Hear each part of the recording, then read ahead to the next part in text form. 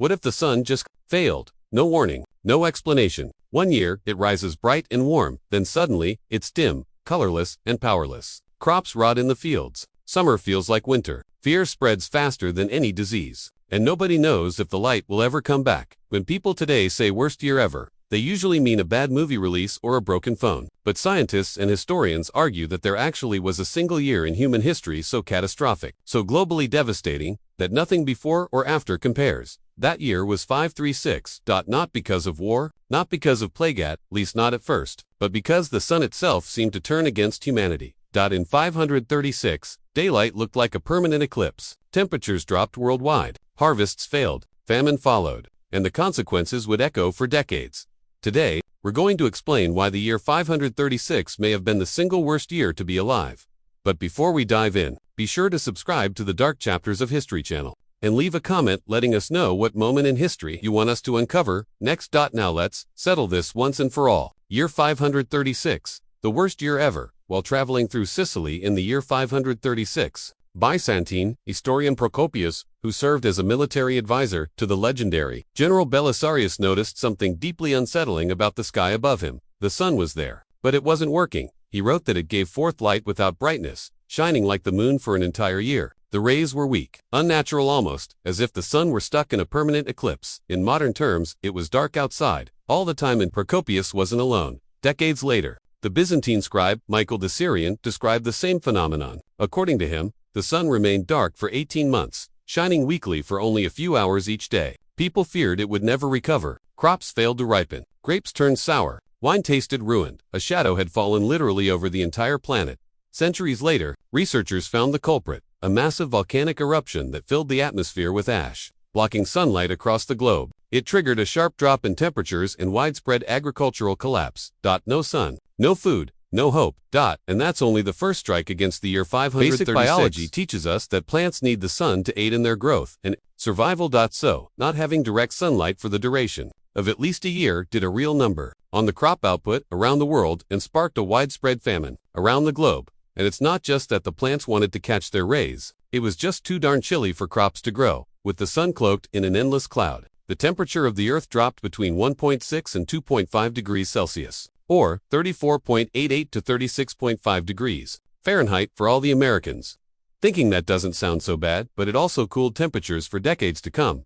Crop scarcities were reported far and wide around this time period, including Ireland, who suffered through their own horrible-sounding food depletion they called bread failure. Music playing, a dusty veil covering the sun wasn't the only bad thing in the air for these poor people just trying to live their lives. In 536, there was also a plague or two, waiting in the wings to strike on these vitamin D-deprived immune systems. Nobody was immune to this infestation. It swept through the lower classes all the way to the imperial palace. Symptoms, as it was lovingly described, began with a sore that formed on the palm of the hand and progressed until the afflicted one could not take a step. The leg swelled. Then the buboes burst and pus came out. Obviously, if this same plague were to infect the world today, there would probably be a TV show called Dr. Bubo's Pussbuster, and with it, a new contender for the worst year to be alive. With the plague beginning to make the rounds in Constantinople, the city began to stink. What with the piles of dead, sick bodies just sort of being tossed around into the sea, only to resurface later. There wasn't a lot of burial planning going around back then. Bring out your dead. There was more of a wing it vibe around the Justinian plague. Emperor Justinian ordered the bodies to be removed from the city. I'm not dead. He says he's not dead. Yes, he is. I'm not. But all that did was expose more people to the disease, as healthy people were responsible for moving deceased, sickly bodies out of the cities. Things weren't all bad for Emperor Justinian, though, as the plague that took all of these lives and made the city a smelly nightmare would later be named the Plague of Justinian. So that was probably nice for him. Less so for the estimated 50 million people that died from it. However, music playing around 536, the climate in China started its journey into madness. Doing perfectly normal things like raining dust, you could scoop into your hands. Not only should it not rain dust, it certainly shouldn't be measurable by the scoopful. The Nanshi, a 6th century chronicle, reported a yellow ash-like substance falling from the sky. They named their freak whether hui or dust, and said it was yellow in color.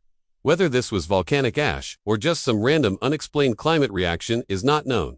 However, this was just the beginning of China's climate disruption. The chronicles of the southern dynasties reported on a rare summer-winter weather event with frost in the midsummer and snow in August. Like a southern California girl in Chicago in January. The crops were not here for this cold snap. Summer crops were destroyed, and the city of Cheaton, along with others, were thrown into a deadly famine that lasted for 2 years and resulted in the deaths of around 70% to 80% of the population.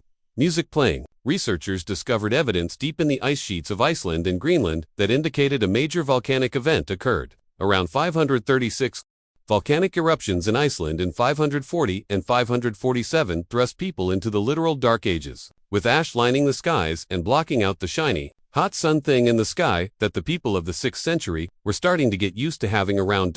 Based on a tropical volcanic ash later discovered. Some scholars have suggested a volcano in El Salvador went blasting off around the year 535 or 536. Still others pointed to a volcanic eruption in North America as a contributor to the dark skies around the world. When combined with the 2 Icelandic volcano eruptions, it kicked off. It was adorably called the Late Antique Little Ice Age. This cute little ice age cooled off the planet for at least a decade and resulted in the death of crops and, subsequently, people. Both directly through starvation and indirectly. A malnourished population was more susceptible to diseases, of which there were plenty running around. Well, there's one thing that certainly couldn't claim it had a bad year: exploding volcanoes. People screaming, music playing. By the time the 6th century rolled around, the Roman had migrated east to Constantinople. And under the guiding hand of Emperor Justinian, the Romans sought to get back to the glory days of the empire. Much like a high school graduate who still hangs around campus and wears their Letterman jacket. I mean, it is pretty cool, though some of Justinian's generals saw success in this cool goal. Most notable, Belisarius, who fought against several different armies, including Goths, Vandals, and others. Justinian himself couldn't mirror the success due to constant uprisings and imperial instability. Those pesky uprisings, always getting in the way of success. To add sickness to war defeats, the Byzantine Empire would never fully recover from the disease and famine sparked by the events of 536. The Byzantine Empire lost between 35% to 55% of their population in the year 541. Once the bubonic plague moved in, it did what the plague did best: kill depressingly high percentages of entire populations. Historians believe the plague could have been transported by plague-infested rats hitching a ride on military trains during this attempt to bring the Roman Empire back to its peak, which clearly backfired. Man screaming, music playing. The horribleness of 536 didn't discriminate. The Mocha civilization of Peru wouldn't count 536 as their banner year either. The Mocha civilization, a once dominant force in the region, were known to be avid fishermen and developers of an advanced irrigation system that allowed a variety of crops to grow. Their agricultural talents were the backbone of their economy. But the weather conditions in the 6th century caused their pocketbooks to take a deep hit. It was around this time that an unusually strong El Niño weather system caused waters to warm, which decimated the fish supply. The freak weather system also caused heavy flooding, which ruined their irrigation systems and devastated their ability to grow enough food to feed their people.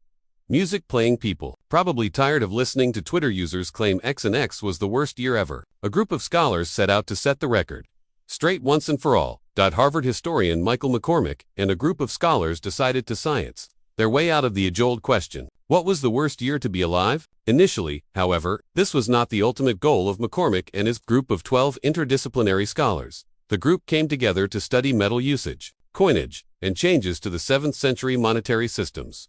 Somewhere, in this thrilling subject matter, one probably began to ponder if they were living in the worst year to be alive. Their findings included an analysis of volcanic fragments from an Icelandic volcano in ice core samples from Swiss glaciers that, yes, dated back to 536, confirming the volcanic event that thrusted a good portion of the northern hemisphere into unprecedented darkness, setting off a global catastrophe. EHF, but in 1998, both Armageddon and Deep Impact were released, and people had to choose between which 2 asteroid-based action movies they liked best. That's a tough year. Music playing. The planet left behind plenty of evidence of climate trauma that resulted in a chain of climate events that spiraled over into real human suffering. Remember, we only get one Earth. Everyone, please recycle. People who study tree rings to determine a tree's age, since that's a science and not a wild guess, noticed some disturbing patterns emerging when examining Icelandic trees. The rings indicated a period when the tree's growth had slowed, suggesting a significant cooldown had occurred around the middle of the 6th century. This, combined with the newly unearthed ice core evidence discovered in 2018, helped date the time of the catastrophic event that ruined Earth for a little bit. To the year 536, music playing. In researching for the worst year to be alive, things weren't always so bleak. Here's a cleaner, more dramatic rewrite that keeps the hopeful ending but sharpens the language and flow, while still fitting a YouTube-style outro. But surprisingly, the story doesn't end in darkness. Research led by scholars at Harvard actually concludes on a hopeful note. While the events of 536 ignited some of the bleakest, most literal dark days in human history, the same evidence also reveals when the world finally began to recover. When examining ancient coinage records, researchers noticed something remarkable. Lead, a byproduct of silver smelting, began reappearing in ice core samples. That small chemical signal told a big story. People were producing silver again, which meant coins were being minted, which meant trade was returning. And trade meant survival. In other words, the economy was waking back up. As much as we like to joke about it, capitalism once again proved to be humanity's life force. The return of silver coins suggested thriving markets, growing stability, and a world slowly pulling itself out of the shadows. The takeaway is simple. Even when it feels like history has hit rock bottom, recovery is usually already beginning somewhere beneath the surface. So what do you think? Would you step into a time machine and try to survive the worst year ever? Let us know in the comments below. And if you want to explore more of history's darkest and most fascinating moments, be sure to check out these other videos from the dark chapters of history.